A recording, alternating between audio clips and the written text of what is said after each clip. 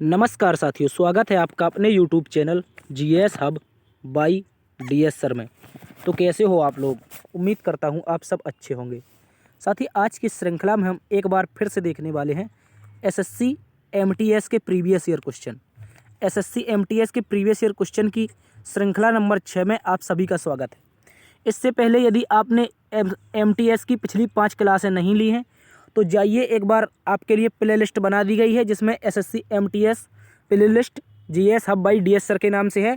आप चैनल को ओपन करेंगे, प्लेलिस्ट में जाएंगे, आपको उस पहले नंबर पर मिल जाएगी। ठीक है, SSC MTS previous year question की। तो एक बार से सभी साथी जुड़ जाएंगे, दोस्तों में सेशन को शेयर कर देंगे। हम लोग आज देखने वाले हैं जीएस जीके की क्लास संख्या 6, जो सारे के सारे एसएससी एमटीएस प्रीवियस ईयर रहेंगे।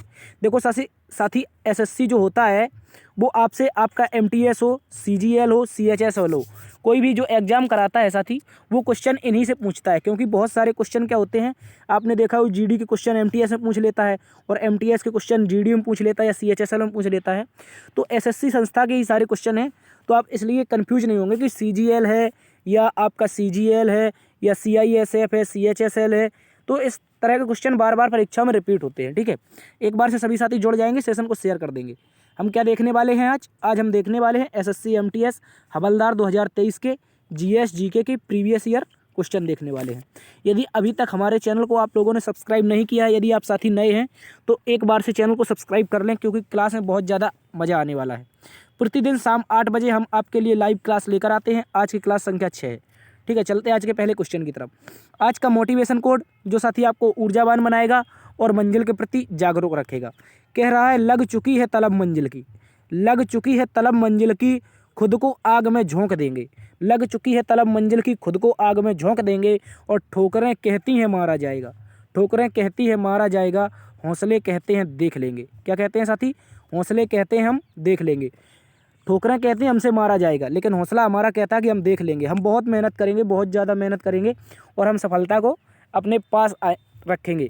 क्योंकि क्या होता है, आपने देखा होगा, सफलता आपके बहुत नज़दीक आती है और आपका सिलेक्शन 1 नंबर से रुक जाता है। उसे कहते हैं सफलता आपके पास आकर भी चली गई। तो आप अब की बार परीक्षा अच्छे से देनी है और जो 1 नंबर से आप लोगों का रहता है वो रहना नहीं चाहिए। ठीक है, चल इसी जोश और जुनून के साथ चलते हैं आज के पहले क्वेश्चन की तरफ। आज का पहला क्वेश्चन साथी कह रहा है हमसे, भारतीय संविधान के अनुसार सरकार के कितने अंग हैं? आपसे क्या पूछा है? जो साथी अपना संविधान है, क्या है साथी? संविधान है। संविधान के अनुसार भारत सरकार के कितने अंग हैं? तो आप याद रखेंगे साथी, इसके 3 अंग हैं। कितने साथी? 3 अंग हैं। और वो 3 अंग कौन कौन से हैं? तो आप याद रखेंगे, नंबर 1 पर है साथी आपका विधायिका। क्या है साथी? जो आपका विधायिका होता है, क्या होता है? विधायिका। विधायिका के अलावा दूसरा होता है साथी कार्यपालिका। क्या होता है साथी? कार्यपालिका। ठीक है, इसको अच्छे से याद रखेंगे। विधायिका के अलावा हो जाएगा आपका कार्यपालिका। कार्यपालिका के अलावा आपका हो जाएगा तीसरे नंबर का न्यायपालिका। क्या हो जाएगा? न्यायपालिका। सरकार के कुल मिलाकर संविधान के अनुसार 3 अंग होते हैं, इनको अच्छे से याद रखेंगे। विधायिका में क्या आता है साथी? इसमें आता है संसद। क्या आता है? आप याद रखेंगे, सरला आता है, यानी कि संसद, राज्यसभा, लोकसभा। ये क्या होती है? ये साथी संसद अपनी कानून बनाती है और विधायिका का मुख्य कार्य क्या है? कानून बनाना ही है। विधायिका का कार्य क्या है? कानून को बनाना। ठीक है, कानून बनाना, इसको अच्छे से याद रखेंगे। इसके अलावा कार्यपालिका का कार्य क्या है? जो विधायिका ने कानून बनाया है, किसने साथी? जो आपका विधायिका ने कानून बनाया है, इसको लागू कौन करवाएगा? तो याद रखेंगे, कार्यपालिका करवाएगी। जैसे आपने देखा होगा, कोई कानून बन के आया, आप उसकी क्या कर रहे हैं? अवहेलना कर रहे हैं। तो आपने देखा होगा कई जगह पर सिक्योरिटी गार्ड होते हैं, जो आपके डीएम एसडीएम वगैरह होते हैं, ये आपको उस कानून के क्या गिनाते हैं? अच्छाइयाँ गिनाते हैं। तो जो ये आते हैं, सेवा जो आती है, ये आपकी कार्यपालिका के तहत आती है, सरकारी लोग। ठीक है, तो कार्यपालिका कानून को लागू करवाएगी। क्या करवाएगी? कानून को लागू कौन करवाएगा? कार्यपालिका। इसके अलावा जो आपकी न्यायपालिका है साथी, ये कानून लागू होने से पहले यह देखेगी कि कानून आपका सही है या गलत है। क्या देखेगी? कानून की जाँच करेगी। कौन जाँच करेगी साथी? तो याद रखेंगे, कानून की जाँच कौन करेगा? तो याद रखेंगे, न्यायपालिका करेगी। ठीक है, इसको अच्छे से याद रखेंगे, न्यायपालिका आपकी कानून की जांच करेगी। ठीक है, तो आपका क्या हो जाएगा? भारतीय संविधान के अनुसार सरकार के 3 अंग हैं, पहला विधायिका है, दूसरा कार्यपालिका, तीसरा न्यायपालिका। और विधायिका का काम है कानून बनाना, कानून लागू कराना कार्यपालिका, और जांच करना न्यायपालिका। न्यायपालिका में आपने देखा होगा साथी, सुप्रीम कोर्ट अपना, और भारत के जितने भी हाई कोर्ट हैं और जितने भी जिला लेवल के जो आपके वो हैं, क्या बोलते हैं, न्यायालय, वो सभी आपके किसके अंतर्गत आ जाते हैं, तो न्यायपालिका के अंतर्गत आ जाते हैं। चलते हैं अगले क्वेश्चन की तरफ। अगला क्वेश्चन साथी हमसे कह रहा है पृथ्वी का केंद्र भाग यानी कि कोर मुख्य रूप से किससे निर्मित है। पृथ्वी की जो कोर है साथी वो किससे निर्मित है, तो हम देख लेंगे जैसा कि ये रही आपकी पृथ्वी, क्या रही साथी, ये आपकी मान लो पृथ्वी है, यहाँ पर एक सर्कल, क्योंकि पृथ्वी हमारी कैसी है, गोल है, ठीक है। तो ये रहा पृथ्वी अपना, और इसमें हम देखेंगे कि जो इसका सेंटर होता है साथी क्या होता है। देखो पृथ्वी की कुल मिलाकर के 3 परतें होती हैं, कितनी साथी, तो याद रखेंगे 3 परतें होती हैं, इनको अच्छे से याद रखेंगे। पृथ्वी की 3 परतें होती हैं, इनमें से हमसे पूछा क्या है साथी, हमसे पूछा है सेंटर में क्या है। किसमें साथी हमसे पूछा है, हमसे पूछा है यहाँ पर केंद्र में क्या है, केंद्र में बताना है। केंद्र का मतलब ही क्या होता है, कोर होता है। तो इसमें साथी पहली परत होती है सियाल यानी कि सिलिकॉन और एल्यूमिनियम, इसको क्या कहते हैं, सियाल कहते हैं। इसके अलावा साथी दूसरी होती है सीमे यानी कि सिलिकॉन और मैग्नीशियम, ठीक है, इसको अच्छे से याद रखेंगे। सियाल, सीमा और अंदर वाली जो परत होती है, जो अंदर वाली, इसको साथी कहते हैं निफे, क्या कहते हैं, निफे, यानी कि निकेल और लोहा, ठीक है। तो इनको अच्छे से याद रखेंगे। सियाल आपका पहली परत हो जाएगी, दूसरी परत जो होगी ये आपकी हो जाएगी सीमा, जैसे कहते हैं सिलिकॉन और मैग्नीशियम, और तीसरी परत आपकी निकेल निफे हो जाएगी, जिसमें निकेल और लोहा आ जाएगा। क्या आ जाएगा, निकेल और लोहा। तो हमसे क्या पूछा, हमसे केंद्र वाली परत यानी कि तीसरी परत पूछी है, तो इसका आंसर क्या हो जाएगा, निकेल और लोहा, ठीक है, इसको अच्छे से याद रखेंगे। निकेल और लोहा इज द राइट आंसर, ठीक है। यदि पूछे सिलिका या मैग्नीशियम पूछ ले तो ये साथी आपकी सेकंड परत है, कौन सी, सेकंड परत है, ठीक है। और यदि सिलिका और एल्यूमिना पूछ ले तो आप याद रखेंगे ये आपकी फर्स्ट परत है, कौन सी साथी, जो आपकी फर्स्ट परत है ये आपकी कौन है, सिलिका और एल्यूमिना। सेकंड कौन है, सिलिका और मैग्नीशियम, इन दोनों को अच्छे से याद रखेंगे। तो इस तरह से हमारी पृथ्वी 3 भागों में विभाजित है। और इसके अलावा साथी अपनी पृथ्वी जो है एक और इसका भाग होता है, जिसको हम क्या कहते हैं साथी, इसको छोटे से भाग होता है, इसको साथी हम लोग कहते हैं भूपर्पटी। क्या कहते हैं साथी, जो चौथा भाग ऊपरी परत होती है जिस पर हम निवास करते हैं, इसको साथी कहते हैं भूपर्पटी। क्या कहते हैं, भूपर्पटी। और भूपर्पटी में विभिन्न प्रकार के खनिज तत्व पाए जाते हैं, जिनसे जैसे हम खेती करते हैं, इनके लिए जो आवश्यक पोषक तत्व हैं ये आपके कहाँ पर मिलेंगे, ये आपके ये जो भूपर्पटी है इसमें मिलेंगे, ठीक है। इनको अच्छे से याद रखेंगे। चलते हैं अगले क्वेश्चन की तरफ। अगला क्वेश्चन हमसे साथी कह रहा है फार्मूला 1 2013 इंडियन ग्रैंड प्रिक्स कहाँ आयोजित किया गया था। ये एक हिस्ट्री का क्वेश्चन भी मान लो या फिर आप 2013 की करंट मान लो। लोग कहते हैं कि जैसे आपसे पूछ लिया जाए 2011 का विश्व कप किसने जीता, तो बच्चे कहने लगते हैं कि सर हमसे 2011 का करंट अफेयर पूछा था। ऐसा नहीं है साथी, करंट अफेयर ही आगे चल के क्या बनता है, हिस्ट्री बनता है, ठीक है। तो हमसे क्या पूछा है, जो 2013 की फार्मूला 1 इंडियन ग्रैंड प्रिक्स है इसका आयोजन कहाँ हुआ था। तो आप लोग याद रखेंगे इसका आयोजन हुआ था बुद्ध अंतर्राष्ट्रीय सर्किट में। कहाँ पर साथी, बुद्ध अंतर्राष्ट्रीय सर्किट में। और इसको याद रखेंगे जो बुद्ध अंतर्राष्ट्रीय सर्किट है साथी ये आपका नोएडा में पड़ता है। कहाँ पर साथी, नोएडा में। इसको अच्छे से याद रखेंगे। भारत का सबसे बड़ा जो फार्मूला रेसिंग होती है, फार्मूला 1 रेसिंग होती है भारत की, वो कहाँ पर होती है, तो याद रखेंगे नोएडा में। और नोएडा में आपका होता है बुद्ध सर्किट, ठीक है। कौन हो जाएगा, बुद्ध सर्किट। और नोएडा में आप एक चीज़ और याद रखेंगे, यहाँ पर उत्तर प्रदेश का सबसे बड़ा एयरपोर्ट बन रहा है, जिसका नाम है साथी जेवर एयरपोर्ट। क्या नाम है साथी, जेवर एयरपोर्ट है। इसको अच्छे से याद रखेंगे। जेवर एयरपोर्ट कहाँ बन रहा है, तो याद रखेंगे नोएडा में बन रहा है। और अंतर्राष्ट्रीय बुद्ध सर्किट कहाँ हो जाएगा, आपका नोएडा में हो जाएगा, जहाँ पर 2013 की क्या हुई थी, फार्मूला 1 इंडियन ग्रैंड प्रिक्स हुई थी, ठीक है। इसको अच्छे से याद रखेंगे। चलते हैं अगले क्वेश्चन की तरफ। अगला क्वेश्चन साथी हमसे कह रहा है निम्नलिखित में से किसने चाहमान वंश या चौहान वंश के 1191 के सुल्तान मोहम्मद गौरी को हराया था। देखो साथी क्या हुआ था, जो आपका चौहान वंश है, कौन सा साथी, चौहान वंश। चौहान वंश का एक प्रतापी राजा था जिसका नाम था पृथ्वीराज तृतीय। क्या नाम था साथी, पृथ्वीराज तृतीय। हाँ साथी, ये वही है जो आपने सुना होगा आला उदल जो होता है, आलखंड में इसका वर्णन भी मिलता है पृथ्वीराज तृतीय का, ठीक है। तो आप इसको याद रखेंगे। जो चौहान वंश का राजा था इसने साथी 1191, कब, 1191 और 1192 में 2 युद्ध लड़े थे। 1191 और 1192 में 2 युद्ध लड़े थे। पहला युद्ध हुआ था इसका किस किस के मध्य हुआ था, तो याद रखेंगे पृथ्वीराज और इसके अलावा आपका दूसरी तरफ था मोहम्मद गौरी। कौन था साथी, मोहम्मद गौरी, ठीक है। इसको अच्छे से याद रखेंगे। तो मोहम्मद गौरी और पृथ्वीराज के मध्य 2 युद्ध होते हैं, एक 1191 का, एक 1192 का। जो 1191 का युद्ध है इसको जीतता है साथी कौन, पृथ्वीराज जीतता है। लेकिन जो 1192 का युद्ध है इसमें एक राजा होता है जिसका नाम है, जो आपका चंदावर के युद्ध में हारता है गौरी से, आप उसका नाम बताएंगे, ठीक है। इस युद्ध में जो 1192 का युद्ध है इसमें एक राजा, इनका जो दोस्त था पृथ्वीराज का ससुर, जिसे हम पृथ्वीराज का ससुर कहते हैं, उसने गद्दारी कर दी। उसने मोहम्मद गौरी का साथ दे दिया था। उसने मोहम्मद गौरी का जब साथ दे दिया तो पृथ्वीराज इस युद्ध में हार जाते हैं। 1192 में पृथ्वीराज हार जाते हैं और भारत में हिंदुत्व का शासन यानी हिंदू वंश समाप्त हो जाता है, लगभग समाप्त हो जाता है। जो आपका पृथ्वी पर था, सॉरी माफ़ी चाहेंगे, जो आपका दिल्ली पर हिंदू वंश था, किस पर, दिल्ली पर हिंदू वंश था, ये आपका 1192 में समाप्त हो जाता है। इसके बाद मोहम्मद गौरी अपने एक जो आप इसका नौकर था जिसका नाम था कुतुबुद्दीन ऐबक, क्या नाम था साथी, कुतुबुद्दीन ऐबक, ये इसको दे जाता है दिल्ली को, क्योंकि यहाँ पर ये चौहान, पृथ्वीराज चौहान को मार देता है और मोहम्मद गौरी जो होता है ये अपने नौकर को क्या दे जाता है, दिल्ली दे जाता है। तो दिल्ली में कुतुबुद्दीन ऐबक करता है गुलाम वंश की स्थापना, किसकी साथी, गुलाम वंश की स्थापना। क्यों करता है, तो याद रखना है कुतुबुद्दीन ऐबक जो था ये मोहम्मद गौरी का ही गुलाम था, किसका साथी, मोहम्मद गौरी का जो गुलाम था वो कुतुबुद्दीन ऐबक था। जब ये युद्ध जो हार जाता है पृथ्वीराज चौहान द्वितीय, तो इसमें इसकी मृत्यु हो जाती है। इसके बाद 1194 में एक और युद्ध होता है साथी, 1194 में चंदावर का युद्ध, जिसके तहत जिसने गद्दारी की थी उसको भी मोहम्मद गौरी मार देता है, ठीक है, इसको अच्छे से याद रखेंगे। तो इसमें पूछ रहा है 1191 का जो युद्ध था, सुल्तान मोहम्मद गौरी को किसने हराया था, तो ये पृथ्वीराज तृतीय थे, इन्होंने किसको हराया था, मोहम्मद गौरी को हराया था, इसको अच्छे से याद रखेंगे। इसके अलावा आपसे पूछ ले साथी अजय राज, दुर्लभ राज और विग्रह राज, ये सारे के सारे जो राजा थे ये आपके चौहान वंश से ही संबंधित थे, किससे साथी, जो आपका चौहान वंश था, चौहान वंश से जो संबंधित राजा थे ये आपके तीनों थे, कौन, विग्रह राज, दुर्लभ राज और अजय राज और पृथ्वीराज, ये सभी थे। और जो 1191 का युद्ध होता है मोहम्मद गौरी के साथ वो पृथ्वीराज का होता है। चलते अगले क्वेश्चन की तरफ। अगला क्वेश्चन साथी हमसे कह रहा है 2011 की जनगणना के अनुसार भारत के निम्नलिखित में से किस केंद्र शासित प्रदेश की जनसंख्या सबसे कम है। क्या पूछा है, जो साथी 2011 की जनगणना हुई थी, कौन सी साथी, 2011 की जो जनगणना हुई थी, इसमें सबसे कम जनसंख्या किस केंद्र शासित प्रदेश में, इस जनगणना में सबसे कम जनसंख्या जो थी वो आपके किस केंद्र शासित प्रदेश में थी, तो आप याद रखेंगे साथी लक्षद्वीप में थी। कहाँ पर थी, लक्षद्वीप में थी, इसको अच्छे से याद रखेंगे।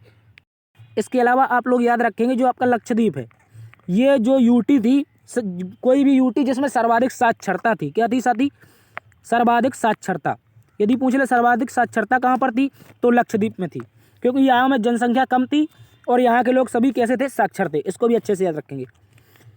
इसके अलावा आपसे पूछ ले दिल्ली, तो आप याद रखेंगे दिल्ली में यदि कोई यूटी थी साथी, कौन सी यूटी, इसमें सर्वाधिक जनघनत्व था, कौन सी, जो आपका केंद्र शासित प्रदेश है जिसमें सर्वाधिक जनघनत्व था वो कौन हो जाएगा आपका, वो हो जाएगा आपका दिल्ली हो जाएगा, ठीक है। और यदि पूछ ले राज्य में सर्वाधिक जनघनत्व किस में था, तो आप याद रखेंगे राज्य में सर्वाधिक जनघनत्व आपका कहाँ पर था, बिहार में था, इसको भी अच्छे से आप लोग याद रख लेंगे, ठीक है, इसको अच्छे से याद रख लेंगे। चलते अगले क्वेश्चन की तरफ। अगला क्वेश्चन हमसे कह रहा है साथी निम्नलिखित में से राष्ट्रकूट वंश के संस्थापक कौन थे। क्या पूछा है साथी, राष्ट्रकूट वंश के संस्थापक कौन थे, तो आप याद रख लेंगे जो दंती दुर्ग थे, कौन साथी, दंती दुर्ग था, यह राष्ट्रकूट वंश का क्या था, संस्थापक था, इसको अच्छे से याद रखेंगे। राष्ट्रकूट वंश की स्थापना किसने की थी, तो आप याद रखेंगे संस्थापक कौन था, ये आपका था दंती दुर्ग, ठीक है। इसके अलावा आप याद रखेंगे ध्रुव, जो ये ध्रुव राजा था इसका पुत्र था साथी गोविंद तृतीय, कौन था, गोविंद तृतीय, ये भी आपका राष्ट्रकूट वंश से ही है, किससे, ये भी आपका राष्ट्रकूट वंश से ही है। इसके अलावा अमोघ वर्ष, तो आप याद रखेंगे इसका शासनकाल लगभग 187 ईस्वी तक रहा था, कब तक, 187 ईस्वी तक।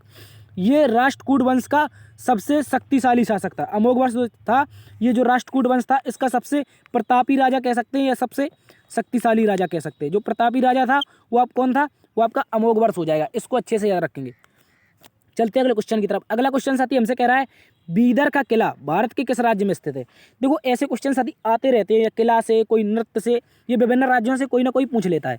तो आपसे पूछा है बीदर का किला किससे संबंधित है, तो आप याद रखेंगे जो आपका बीदर का किला है साथी, बीदर का किला है ये किससे संबंधित हो जाएगा, आपका कर्नाटक राज्य से संबंधित हो जाएगा, ठीक है, इसको अच्छे से याद रखेंगे। इसके अलावा आप याद रखेंगे जो आपका बहमनी साम्राज्य था, कौन सा थी, दक्षिण भारत में जो बहमनी साम्राज्य था, कौन सा थी, बहमनी साम्राज्य, इसका एक राजा हुआ करता था जिसका नाम था अहमद शाह। क्या नाम था साथी, अहमद शाह। अहमद शाह नामक राजा ने इस किले को बनवाया था, जो बीदर का किला है इसने अहमद शाह ने बनवाया था, इसको अच्छे से याद रखेंगे। ये कहाँ पर पड़ता है, तो कर्नाटक में पड़ता है। इसके अलावा आपसे पूछ ले गुजरात, तो गुजरात में आप एक चीज़ याद रखेंगे, रानी की वाव। क्या याद रखेंगे, रानी की जो वाव है ये साथी गुजरात में स्थित है।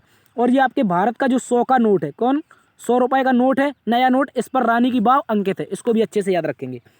इसके अलावा आपसे पूछ ले राजस्थान, तो राजस्थान में याद रखेंगे जयपुर, जयपुर में आपका क्या है, जयपुर में आपका हवा महल। क्या है साथी, हवा महल, इसको अच्छे से याद रखेंगे। हवा महल कहाँ पर है, जयपुर में। इसके अलावा आपसे पूछ ले मेघालय, तो मेघालय से कई क्वेश्चन बनते हैं, जैसे इनकी 3 जनजातियाँ हैं, एक तो आपकी गारो है, गारो खासी और जयंतिया, क्या है साथी, गारो, खासी, जयंतिया, ये 3 जनजातियाँ हैं और इन्हीं के नाम पर 3 पहाड़ियाँ भी हैं। और खासी जो पहाड़ी है, इस पहाड़ी के नीचे सर्वाधिक वर्षा होती है। इसके अलावा आप याद रखेंगे यहाँ पर एक लिविंग रूट ब्रिज है। क्या साथी, जो लिविंग रूट ब्रिज है क्या है, इसको भी अच्छे से याद रखेंगे, क्वेश्चन पूछा जा सकता है आपसे, क्योंकि हाल ही में यूनेस्को ने इसे अस्थायी सूची में शामिल किया है। कौन सा ब्रिज है, तो याद रखेंगे लिविंग रूट ब्रिज। ये आपका यूनेस्को ने अस्थायी सूची में शामिल किया है। इसको हो सकता है आगे चल के ये मेघालय का वर्ल्ड हेरिटेज भी बन जाए। ठीक है, इसको भी अच्छे से याद रखेंगे। तो लिविंग रूट ब्रिज पूछ ले कहाँ पर है, मेघालय में है। और गारो, खासी, जयंतिया पहाड़ियाँ या जनजातियाँ कहाँ पर हैं, तो ये मेघालय में। और मेघालय में आप एक चीज़ याद रखेंगे, यहाँ पर बांग्ला महोत्सव होता है। कौन सा साथी, बांग्ला महोत्सव। आप बांग्लादेश या पश्चिम बंगाल नहीं लगाएंगे, जो आपका बांग्ला महोत्सव है साथी, ये आपका मेघालय में होता है। ये भी मेघालय से संबंधित मोस्ट इंपोर्टेंट क्वेश्चन है। चलते हैं अगले क्वेश्चन की तरफ। अगला क्वेश्चन हमसे कह रहा है साथी, जुलाई 2021 में क्या कह रहा है साथी, जुलाई 2021 में खादी प्राकृतिक पेंट के ब्रांड एम्बेसडर के रूप में किसे नियुक्त किया गया है। यानी कि जो खादी ब्रांड के एम्बेसडर हैं ये कौन बने हैं, तो आप याद रखेंगे खादी के एम्बेसडर बने हैं आपके नितिन गडकरी। कौन बने हैं, नितिन गडकरी। और आप याद रखेंगे भारत का सबसे ऊंचा तिरंगा जो खादी से निर्मित है, ये आपका भारत सरकार ने जैसलमेर में फहराया था। कहाँ पर साथी, जैसलमेर। जैसलमेर कहाँ पर पड़ता है, तो आप याद रखेंगे साथी ये राजस्थान में पड़ता है। ठीक है, खादी का सबसे बड़ा तिरंगा, ऊंचा तिरंगा कहाँ पर फहराया गया था, जैसलमेर में। और ये तिरंगा लगभग आधे पाकिस्तान के सिंध प्रांत में दिखता था। इसको भी अच्छे से याद रखेंगे। जो राजनाथ सिंह है साथी, ये आपके कौन है, ये आपके रक्षा मंत्री हैं। इनको भी अच्छे से याद रखेंगे। राजनाथ सिंह क्या है, रक्षा मंत्री। अर्जुन मुंडा के बारे में पूछ ले तो आप याद रखेंगे अर्जुन मुंडा आपके साथी जनजातीय मंत्री हैं। क्या साथी, जो आपके जनजातीय मंत्री हैं तो ये कौन हो जाएंगे, ये आपके अर्जुन मुंडा हो जाएंगे। इसके अलावा नरेंद्र सिंह तोमर पूछ ले तो नरेंद्र सिंह तोमर के बारे में याद रखेंगे, ये साथी आपके कृषि मंत्री हैं। कौन से मंत्री हैं, तो याद रखेंगे कृषि एवं पशुपालन मंत्री कौन है, तो नरेंद्र सिंह तोमर है। माफी चाहेंगे, कृषि मंत्री कौन है, नरेंद्र सिंह तोमर है। ठीक है, इसको अच्छे से याद रखेंगे। इसके अलावा आपसे पूछ ले डेयरी और पशुपालन मंत्री कौन, डेयरी पशुपालन पूछ ले तो आप याद रखेंगे ये आपके पुरुषोत्तम रूपाला है। कौन साथी, जो आपके पुरुषोत्तम रूपाला है, इनको अच्छे से याद रखेंगे। पुरुषोत्तम रूपाला आपके डेयरी एवं पशुपालन मंत्री है। और कृषि मंत्री आपके नरेंद्र सिंह तोमर, अर्जुन मुंडा जनजातीय मंत्री, राजनाथ सिंह रक्षा मंत्री, नितिन गडकरी सड़क मंत्री, सड़क एवं परिवहन मंत्री। इनको भी अच्छे से याद रखेंगे। चलते हैं अगले क्वेश्चन की तरफ। अगला क्वेश्चन साथी हमसे कह रहा है, आलू में स्टार्च डैश के साथ अभिक्रिया करके नीले रंग में परिवर्तित हो जाता है। आपने देखा होगा जब आपके नमक के हाथ होते हैं और आप आलू काटते हैं तो आपने देखा कुछ देर बाद आलू क्या हो जाता है, नीला पड़ जाता है। कैसा हो जाता है, नीला। तो लोग कहने लगते हैं आलू खराब हो गया, लेकिन वो खराब नहीं होता, क्योंकि हमारे हाथों में जो नमक होता है उस नमक के साथ आलू का स्टार्च, क्योंकि जो आलू होता है साथी, क्या होता है आपका आलू पूर्ण रूप से छिलके को हटा दिया जाए तो किसका बना होता है, स्टार्च का बना होता है। किसका, स्टार्च का।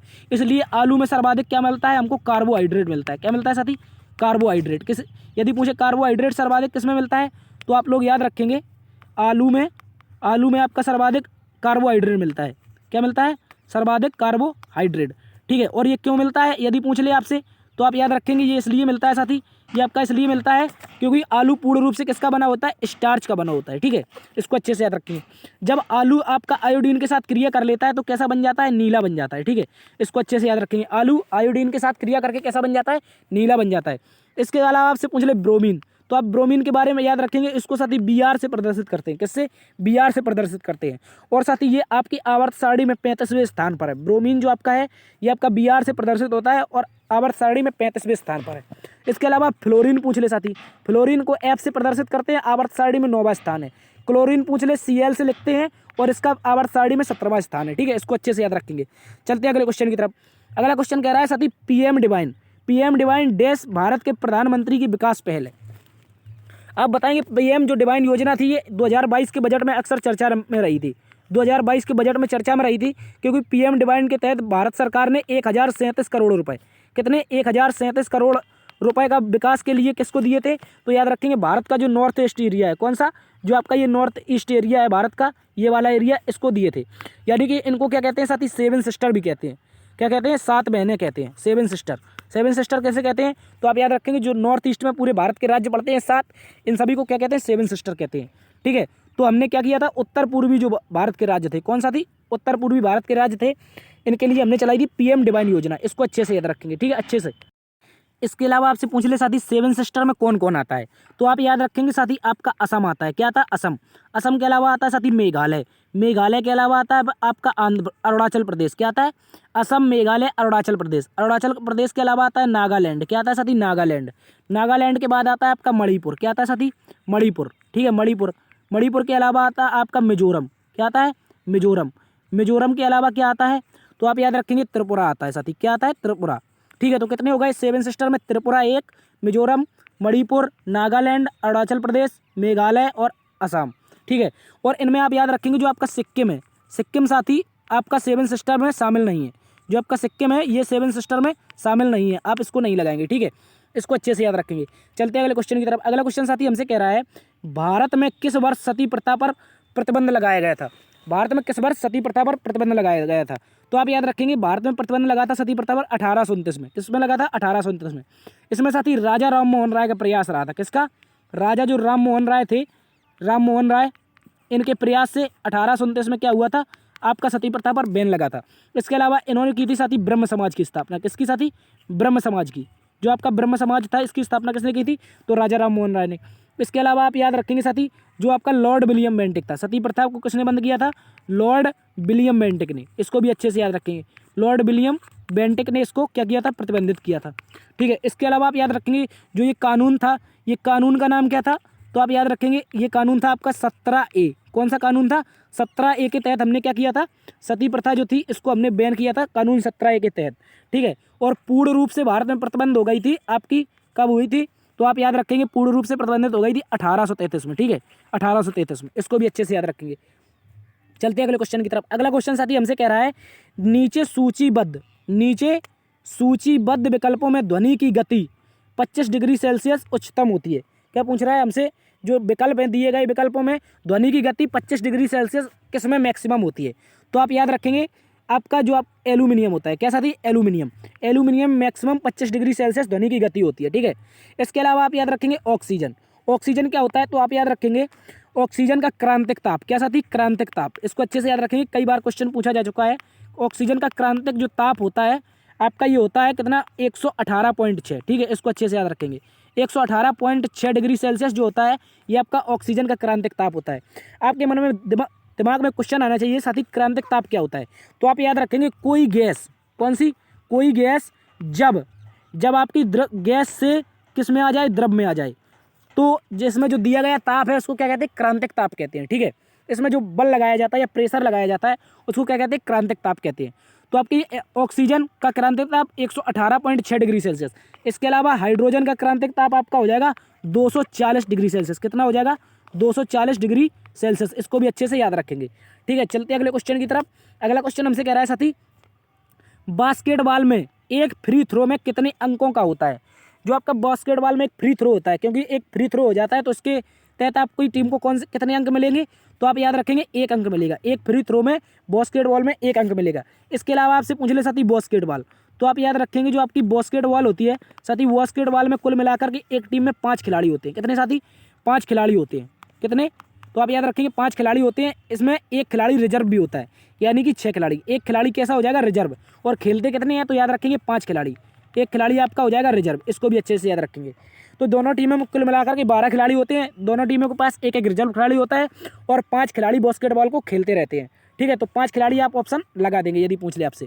चलते हैं अगले क्वेश्चन की तरफ। अगला क्वेश्चन हमसे साथी कह रहा है भारत के किस राज्य में, क्या कह रहा है साथी? भारत के किस राज्य में बांग्ला उत्सव मनाया जाता है? देखो साथी अभी आपको मैंने बताया था जो आपका मेघालय में आपका कौन सा उत्सव मनाया जाता है? ये आपका बांग्ला उत्सव मनाया जाता है। क्यों साथी? तो याद रखेंगे यहाँ पर मेघालय में आप कंफ्यूज नहीं होंगे। हो सकता है आप पश्चिम बंगाल लगा दें या बांग्लादेश लगा दें बांग्ला उत्सव को देखकर, तो आप इसको लगाएंगे क्या लगाएंगे? मेघालय। ठीक है, बांग्ला उत्सव पूछ ले तो मेघालय। इसके अलावा झारखंड में एक फेमस उत्सव है जिसे कहते हैं सरहुल। क्या कहते हैं साथी? सरहुल फेस्टिवल। ये कहाँ पर है? ये कई बार एग्जाम में पूछा जा चुका है। सरहुल फेस्टिवल आपका कहाँ पर है? झारखंड में। इसके अलावा गोवा पूछ ले तो आप याद रखेंगे इसमें साथी ये साओ जो आओ। कौन सा साथी? साओ जो आओ जो उत्सव है साथी ये आपका कहाँ पर मनाया जाता है? गोवा में मनाया जाता है। इसके अलावा गोवा में साथी उत्सव मनाया जाता है आपका सिगमू। कौन सा? सिगमू जो उत्सव है ये भी एक फेमस उत्सव है गोवा का। ये भी कहाँ पर मनाया जाता है? गोवा में। इसके अलावा आपसे पूछ ले केरल, तो केरल में आप याद रखेंगे इनका राजकीय त्यौहार ओणम है। कौन सा? केरल का राजकीय त्यौहार ओणम है। इसके अलावा केरल में होता है विशु। कौन सा साथी? विशु होता है। इसको भी अच्छे से याद रखेंगे। और केरल पूछ ले तो ओणम, विशु, और आपका गोवा पूछ ले तो सिगमू, साओजुआओ, सरहुल आपका झारखंड हो जाएगा। मेघालय में आपका हो जाएगा वांगला महोत्सव। ठीक है, इसको भी अच्छे से याद रखेंगे। चलते हैं अगले क्वेश्चन की तरफ। अगला क्वेश्चन साथी हमसे कह रहा है भारतीय जनगणना आमतौर पर हर वर्ष कितने वर्षों के बाद होती है, मतलब उसका कहने का मतलब है हर कितने वर्षों में होती है। भारत की जो जनगणना होती है प्रत्येक कितने वर्षों में होती है। तो साथी इसका आंसर हो जाएगा आपका 10 वर्ष। कितने वर्ष साथी? 10 वर्ष। इसको भी अच्छे से याद रखेंगे। 10 वर्ष में भारत की प्रत्येक जनगणना होती है। और पहली बार साथी जनगणना हुई थी 1872 में। कब हुई थी साथी? 1872 में हुई थी। उस समय मेयो के शासनकाल में हुई थी। इसके बाद जो नियमित रूप से जनगणना हुई थी वो 1881 से शुरू हुई थी। जो प्रत्येक 10 वर्ष वाली जो जनगणना होती है ये आपकी 1881 से शुरू हुई थी। और इस समय रिपन था आपका। कौन था? भारत का वायसराय कौन था? तो आप याद रखेंगे रिपन था। ठीक है। इसके अलावा अभी तक भारत में कुल मिलाकर 16वीं जनगणना हुई है 2021 में। जो आपकी 2021 में जनगणना हुई है, कौन सी? 2021 में। तो ये आपकी 16वें नंबर की हुई है, 16वें नंबर की। और आज़ादी के बाद पूछ ले, आज़ादी के बाद कितने कौन से नंबर की है? तो याद रखेंगे साथी आज़ादी के बाद आपकी 8वें नंबर की है। इसको भी अच्छे से याद रख लेंगे। एक बार आप काउंट कर लेंगे। एक हो जाएगा आपका 72, 81, 91, 1, 11, 21, 31, 41, 51, 61, 71, 81, 91 और फिर दोबारा से 2001 आ जाएगा, फिर 2011 और 2021 की जो हुई है ये आपकी कितने नंबर की हुई है? 16वें नंबर की। इसको भी अच्छे से याद रखेंगे। चलते हैं अगले क्वेश्चन की तरफ। अगला क्वेश्चन साथी हमसे कह रहा है जैसा कि वित्तीय वर्ष 2022 में केंद्रीय बजट घोषित किया गया था और कॉर्पोरेट अधिभार यानी कॉर्पोरेट टैक्स 12% से घटाकर कितना कर दिया गया है। जो आपका कॉर्पोरेट टैक्स था ये 12% से घटाकर साथ ही 7% कर दिया गया था। कब किया गया था? तो याद रखेंगे 2022 का जो बजट था। ठीक है। इसको भी अच्छे से याद रखेंगे। और इस बार 2022 में इसमें जो माफ़ी चाहेंगे जो 2023 का बजट प्रस्तुत हुआ है इसमें कोई परिवर्तन नहीं हुआ है। इसको भी अच्छे से याद रखेंगे। यदि पूछ ले कॉर्पोरेट टैक्स कितना है तो आप याद रखेंगे 7% है। ठीक है। चलते अगले क्वेश्चन की तरफ। अगला क्वेश्चन हमसे साथी कह रहा है उपन्यास द व्हाइट टाइगर वैश्विक कृति द व्हाइट टाइगर किसकी कृति है? कुल मिलाकर ये दुनिया की बातें आप छोड़ देंगे। ये जो पीछे लिखा है दुनिया में भारत वर्ग संघर्ष गहरा राह विनोद परीक्षण प्रदान करता है, इस प्रकार से ये आपके लिए वाक्य दिया गया है। तो आप याद रखेंगे द व्हाइट टाइगर किसकी कृति है, ये किसने लिखी है। कुल मिलाकर आपसे पूछा है जो व्हाइट टाइगर पुस्तक है ये किसने लिखी है। तो आप याद रखेंगे जो आपके भारत के लेखक हैं, प्रसिद्ध लेखक हैं आपके अरविंद अडिगा। कौन है साथी? अरविंद अडिगा। अरविंद अडिगा जी ने कौन लिखी है? तो याद रखेंगे द व्हाइट टाइगर। ठीक है। द व्हाइट टाइगर, इसको अच्छे से याद रख लेंगे। ये क्वेश्चन कई बार आपके एग्जाम में पूछा जा चुका है। द व्हाइट टाइगर किसने लिखी है? तो आप याद रखेंगे अरविंद अडिगा ने लिखी है। ठीक है। इसके अलावा आपसे पूछ ले अमिताभ घोष। तो अमिताभ घोष की कई किताबें हैं जिनमें आप याद रख लेंगे। एक इनकी अभी लेटेस्ट आई थी 2021 में। कब आई थी? 2021 में। इसका नाम था साथी द नटमेग। क्या नाम था? The nutmeg. ठीक है। नटमेग जो पुस्तक थी ये अमिताभ घोष की। इसके अलावा शशि थरूर पूछ ले तो एन एरा ऑफ डार्कनेस, क्या नाम है साथी? क्या नाम है इसका? इनकी पुस्तक का नाम, शशि थरूर की पुस्तक का नाम है साथी an era of darkness in British Empire. क्या है? An era of darkness in British Empire. ठीक है। इसको भी अच्छे से याद रखेंगे। जो भारत में अंग्रेजों ने शासन किया था उस समय का इसमें वर्णन दिया गया है। शशि थरूर ने एन एरा ऑफ डार्कनेस में किसका वर्णन दिया है? तो याद रखेंगे आपका अंग्रेजों के शासनकाल का भारत का वर्णन दिया है। ठीक है। तो इनको भी अच्छे से याद रख लेंगे। शशि थरूर भारत के भी एक प्रसिद्ध लेखक हैं और कांग्रेस के नेता हैं। चलते अगले क्वेश्चन की तरफ। अगला क्वेश्चन हमसे कह रहा है साथी भगवान खंडोबा से जुड़ा बाघ मुरली नृत्य मूल रूप से किस राज्य में मनाया जाता है? आपसे पूछा है जो आपका बाघ मुरली नृत्य है ये कहाँ पर मनाया जाता है? तो आप याद रखेंगे जी ये नृत्य आपका मनाया जाता है महाराष्ट्र में। कहाँ पर साथी? आप तो याद रख लेंगे इसके बारे में। ये आपका महाराष्ट्र में मनाया जाता है। कहाँ पर? महाराष्ट्र में। कौन सा? बाघ मुरली। इसको लिख लेंगे। ये क्वेश्चन कई बार पूछा जा चुका है। तो बाघ मुरली कहाँ पर हो जाएगा? देखो आपने मुरली देखा है तो ये आप ये ना सोचें कि कृष्ण भगवान का हो जाएगा। तो आप उत्तर प्रदेश या मथुरा लगा दें। तो यहाँ पर स्पेशल लिखा है भगवान खंडोबा के लिए प्रसिद्ध है। तो आप याद रखेंगे बाघ मुरली नृत्य भगवान खंडोबा के लिए और महाराष्ट्र से संबंधित है। इसके अलावा आपसे पूछ ले बिहार। तो बिहार में आप याद रखेंगे विदेशिया नृत्य। कौन सा? विदेशिया नृत्य कहाँ पर है? बिहार में। इसके अलावा राजस्थान पूछ ले तो आप याद रखेंगे राजस्थान में एक प्रसिद्ध नृत्य है जिसका नाम है कालबेलिया।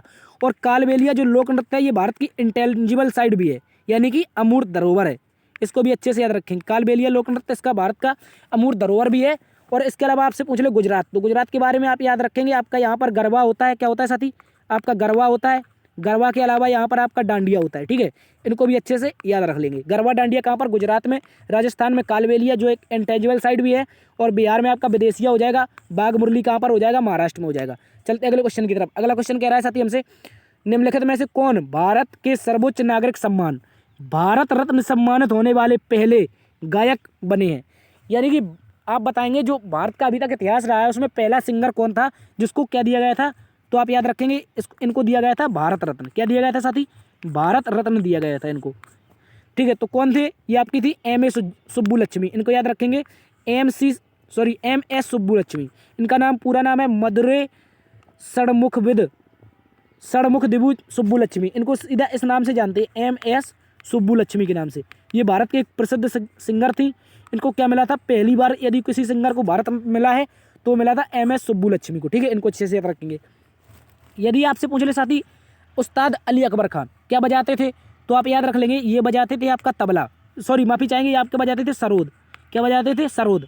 जो आपके उस्ताद अली अकबर खान थे ये क्या बजाते थे, ये आपके सरोद बजाते थे। इसके अलावा आपसे पूछ ले हरिप्रसाद चौरसिया, तो आप याद रखेंगे जो आपके हरिप्रसाद चौरसिया थे ये साथी बजाते थे आपका बांसुरी। क्या बजाते थे साथी, बांसुरी। कौन बजाते थे, तो याद रखेंगे हरिप्रसाद चौरसिया क्या बजाते थे, बांसुरी बजाते थे। इसके अलावा बिस्मिल्लाह खान पूछ ले, तो बिस्मिल्लाह खान के बारे में आपने सुना होगा, ये बहुत अच्छी शहनाई बजाते थे। क्या बजाते थे, शहनाई। वही शहनाई साथी जो बाबुल की दुआएं लेती जा में आपके लिए बजाई गई है फिल्म में। ठीक है, जो आपकी वो शहनाई उसी को कहते हैं साथी। जो आपका गाना एक आपने सुना होगा बाबुल की दुआएं लेती जा, उसमें जो टून टून टून टून करके टून बजती है पीछे, वो आपकी क्या होती है, शहनाई होती है। और वो किसने बजाई थी, तो बिस्मिल्लाह खान जी ने बजाई थी। ठीक है, उस्ताद अली अकबर खान सरोद बजाते हैं, हरिप्रसाद चौरसिया बांसुरी बजाते हैं, बिस्मिल्लाह खान आपके क्या बजाते हैं, शहनाई बजाते हैं। और जो आपकी मदुरै षणमुख सुब्बुलक्ष्मी है ये आपकी क्या है, ये आपकी एक सिंगर है, सिंगर रह चुकी है भारत की। ठीक है, इनको भी अच्छे से याद रखेंगे। इनको क्या मिला था, भारत रत्न मिला था। चलते हैं अगले क्वेश्चन की तरफ। अगला क्वेश्चन साथी आपसे कह रहा है भारतीय संविधान के अनुसार लोकसभा में केंद्र शासित प्रदेशों का प्रतिनिधित्व करने के लिए अधिकतम कितने सदस्य होंगे। यानी कि जो आपके लोकसभा है, कौन साथी, जो आपकी लोकसभा है, क्या है लोकसभा, तो आप याद रखेंगे अनुच्छेद किसमें, 81 में। पहली बात तो लोकसभा आपकी अनुच्छेद 81 में। और इसमें लोकसभा में यदि कोई यूटी है, भारत में कुल मिलाकर अभी वर्तमान में 8 यूटी है, 8 यूटी, तो इसमें भारत के कुल मिलाकर इन यूटी के सभी सदस्य जो होंगे वो 20 से अधिक नहीं होंगे। जो लोकसभा में सदस्य होंगे यूटी से संबंधित हो वो 20 से मैक्सिमम नहीं होंगे। ठीक है, इनको अच्छे से याद रखेंगे। तो लोकसभा में प्रतिनिधित्व करने के लिए केंद्र शासित प्रदेशों के प्रतिनिधि कितने होंगे, तो याद रखेंगे 20 से अधिक नहीं होंगे। कम हो चलेंगे, कम होंगे चलेगा, 8 हो जाए तो चलेगा, लेकिन 20 से अगर 21 हुआ तो नहीं होगा आपका। ठीक है, तो जो आपके केंद्र शासित प्रदेश हैं इनका प्रतिनिधित्व करने के लिए लोकसभा में केवल मैक्सिमम 20 लोग ही हो सकते हैं। ठीक है, चलते हैं अगले क्वेश्चन की तरफ। यदि पूछ ले आपसे लोकसभा की उम्र का कार्यकाल कितना होता है, तो आप याद रखेंगे 25 वर्ष। यदि आपको लोकसभा का सदस्य बनना है, यानी कि मेंबर ऑफ पार्लियामेंट बनना है, यानी कि सांसद बनना है, तो आपकी उम्र 25 वर्ष होनी चाहिए। ठीक है, चलते हैं अगले क्वेश्चन की तरफ। अगला क्वेश्चन साथी आपसे कह रहा है निम्नलिखित में से किसने पंजाब में भारत में, क्या कह रहा है, निम्नलिखित में से किसने पंजाब भारत में ईश्वर की निराकार रूप में पूजा अर्चना करने पर जोर दिया था। ये साथी कुछ ऐसे क्वेश्चन है जो कभी कभी पूछ लिए जाते हैं, तो इन क्वेश्चनों के बारे में ज़्यादा दिमाग नहीं लगाएंगे। आप याद रखेंगे बाबा दयाल दास नाम था इनका, जिन्होंने ईश्वर के निरंकार रूप को भारत में प्रयोग करने के लिए पंजाब में एक क्या किया था, आंदोलन किया था या पूजा अर्चना पर जोर दिया था। ठीक है, इसके अलावा आपसे पूछ ले गुरु गोविंद सिंह, तो इनका एक नारा था 1.25 लाख नू एक लड़ावा चिड़िया ते मैं बाज लड़ाऊँ, 1.25 लाख ने एक लड़ाऊँ तब गोविंद सिंह नाम कहूँ। क्या था, माफ़ी चाहेंगे, 1.25 लाख नू एक लड़ाऊँ चिड़िया ते मैं बाज लड़ाऊँ, चिड़िया ते मैं बाज लड़ाऊँ 1.25 लाख नू एक लड़ाऊँ तब गोविंद सिंह नाम कहूँ।